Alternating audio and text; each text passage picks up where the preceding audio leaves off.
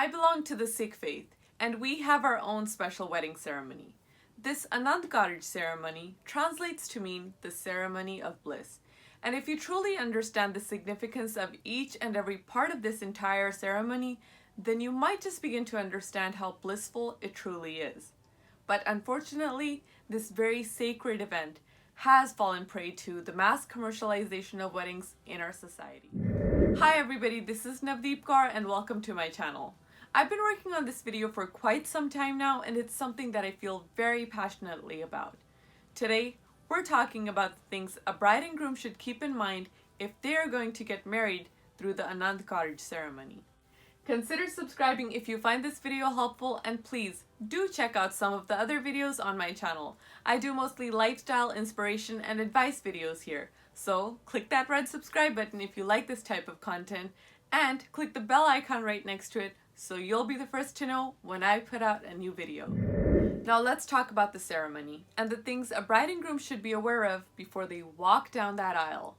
I don't want to go into too much detail about how the ceremony is conducted, because if you've been to a Sikh wedding or if you've had one yourself, then you pretty much know the basics. The bride and groom sit in front of Gurdwara for the ceremony, and the bride's father hands her one end of the groom's palla. Then 4 hymns are recited and the bride and groom walk in a circle around the Guru as each hymn is sung. It's a very simple ceremony, but there are so many things that people either get confused about or simply don't know what's right or wrong. So I want to touch on some of those points and also provide answers that people around you might not be able to. But I do want to clarify that these tips and answers come from my own observations and understanding of the Sikh faith. But I did ask several knowledgeable elders in our community for a little bit more guidance so I could provide you with better answers. So let's get started. Before I even get started on all my other points, the first and most important point is that the Anand Karaj ceremony is only for Sikhs. Interfaith marriages aren't allowed because this is a very sacred spiritual ceremony which cannot be fully understood, appreciated, or experienced by someone who doesn't believe in the Guru. I'm not personally against interfaith marriages. People have the right to marry whoever they choose, but nobody has the right to manipulate the rules of one faith for their personal convenience. So please only choose to have an Anand Karaj if you believe in only Guru Granth Sahib Ji. And if you haven't made Guru Granth Sahib Ji the center of your life, then you have other options for marriage, such as a court or civil ceremony. And I honestly feel that every faith deserves this amount of respect. Don't just use a religious ceremony to increase the number of events for your big fat wedding. You should only get married once, not multiple times over the course of 1 week. So don't make a mockery of any religion by getting married in multiple different ceremonies when you don't even believe in or practice that faith in your daily life. Number 2, the Sikh wedding ceremony is Guru-centric, not bride and groom-centric. So you should go into it knowing the Lama and their worldly and spiritual significance. And also you should go into it with love and humility towards the Guru. You can find translations of the 4 Lama online and on apps nowadays. So before your actual wedding day, you should try to read and understand the Lama as much as possible. When you walk around Guru Granth Sahib Ji, you're actually making a commitment to the Guru and also your partner. So you should know exactly what you're committing to. Number 3 is an old tradition that isn't relevant in our society today. Having the bride's brothers stand around Guru Granth Sahib Ji to help her walk during the Lama is something that originated in the days of childhood marriages and forced marriages. But according to Sikh tradition, 2 people should not be forced into marriage and should only marry when they are of the right age and are in the right mental space to actually manage the responsibilities of marriage. So a bride should be able to walk this independently. Number 4, in the name of modernization, everybody agrees that the bride and groom should be able to smile and fully enjoy their wedding day without the social pressure of having to look shy and serious. Yes, you should be happy on your wedding day, but that doesn't mean you can crack jokes or carry a conversation with your significant other during the ceremony.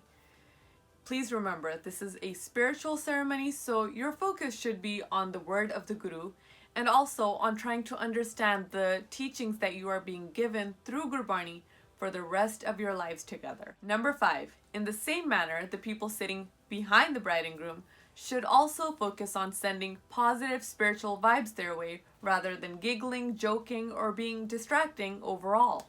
Number 6, when to get up for each lam is also something that confuses a lot of people.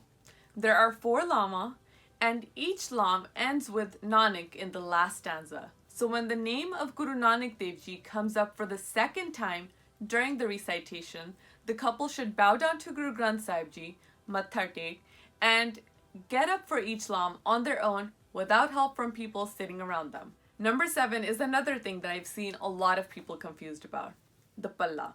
This is the piece of fabric that the groom wears, and one end of it is handed to the bride by her father. And now, despite the whole saying of tying the knot, the palla should not be tied or twisted around the bride's hand like I've seen some people do. The knot is tied in the Hindu tradition, but not in the Sikh tradition. And remember, the palla is a piece of fabric. It's not a flower garland or some of the other trendier substitutes that I've seen popping up nowadays.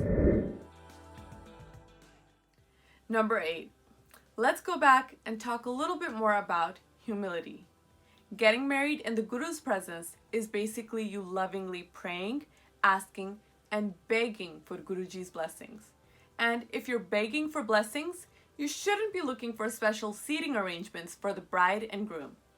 So always, I repeat, always say no to sitting on special cushions, sheets, or chairs. Number 9, wash your hands and feet before going inside. I don't think I need to talk about this in too much detail because it should be a normal part of the routine we follow before we enter the Gurdwara Sahib. So being the bride and groom doesn't make you an exception. Number 10, do not put up additional decorations at the Gurdwara to go with your wedding theme. This is not a wedding venue. This is the Guru's home, and we shouldn't be trying to mold it to our standards of decor. The Gurdwara is one of the few places in our community where everybody's socio-economic status is 0 in front of the grandeur of the Guru.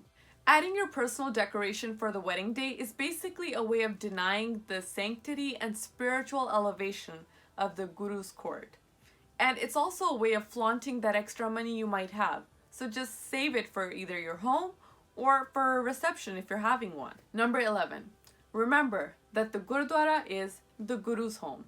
It's a place where everybody can go at times of joy, sorrow, or simply for peace of mind. So please, please do not try to turn it into a photo shoot location. Yes, I know that many Gurdwaras have very rich, intricate architecture, but that doesn't mean you can use it for your post-wedding romantic photo shoot. Please treat the Gurdwara grounds as holy and try to find another venue for your special photos. And also, ask your photographers to be respectful of the Guru and the Gurdwara as well. Number 12 is something that's kind of become a plague of our modern society. Simply for the sake of gorgeous and scenic photos, don't think you can take Guru Granth Sahib Ji to any beach, park, or hotel for your destination wedding. The Akal Takht has strictly forbidden anybody from taking Guru Granth Sahib Ji's Saroop to any locations where Guru Sahib's respect might be compromised. Number 13, do not wear revealing clothes and also cover your head completely. Don't just pin your chunni up to the highest point of your hairstyle. Unfortunately, many people nowadays think of Guru Granth Sahib Ji as nothing more than a holy book. But I want to remind you that Guru Granth Sahib Ji is our current and forever Guru, with the spirit of the 10 Gurus living on through Shabad. So please dress as you would in front of the 10 Gurus, from the first Guru Sri Guru Nanak Dev Ji to the 10th Guru Sri Guru Gobind Singh Ji. And in addition to dressing modestly, also dress comfortably, so your focus isn't always on adjusting your outfit every time you sit or stand. Save the fancier, higher maintenance attire for other events. Number 14, since we're talking about what to wear or not wear, do not wear a sera or veil. Guru Sahib has forbidden Sikhs from appearing before him with their faces covered. And remember, in the Gurdwara, the Guru is king, so the groom shouldn't come in with a kalgi on his turban. Number 15, As you might know, it's kind of become tradition for the groom to carry a ceremonial sword or kirpan. Per history, the groom and other members of the groom's party carried swords to protect the bride at a time when the wedding party usually traveled by foot or by slow carriages, making the women easy targets for kidnapping by robbers or the rulers of the land. But we live in somewhat safer times, and we don't really have that threat looming over our heads. So carrying that ceremonial sword is no longer a logical thing for most grooms, especially since many of the kirpans grooms carry nowadays are just highly decorated toys without a real sword inside. Now, I don't want anybody to think that I'm saying a kirpan is no longer relevant in today's time. It most definitely is, and it's a key part of a Sikh's attire. So if you're an Amritdhari initiated Sikh, you should most definitely carry a kirpan or any other shastra with a lot of pride. It is a part of the uniform that Guru Gobind Singh Ji has given us and deserves the highest amount of respect. So make sure if you do carry a kirpan, you don't put it on the floor. Our shastra deserve as much respect as our Guru. They're our teachers, so please carry them with a lot of pride, respect, and a very deep sense of responsibility. And here's a bonus one that might stir up even more controversy. I'm a feminist through and through, but according to Sikh traditions, the groom walks ahead of the bride for each of the 4 lama. Now, people have been trying to find creative ways of creating equality in this part of the ceremony for quite some time now. But I'm going to say it like it is. This is not about you. This is about both of you having Guru Sahib to your right-hand side while you walk together in unison as you agree to the sacred promises in the Lama. And sorry to say, if you're still stuck on who walks in the front and who walks behind, you haven't even begun to understand what marriage and the spiritual union is all about. Please give me a thumbs up if you like this video and click that red subscribe button if you haven't already. Did you learn something new?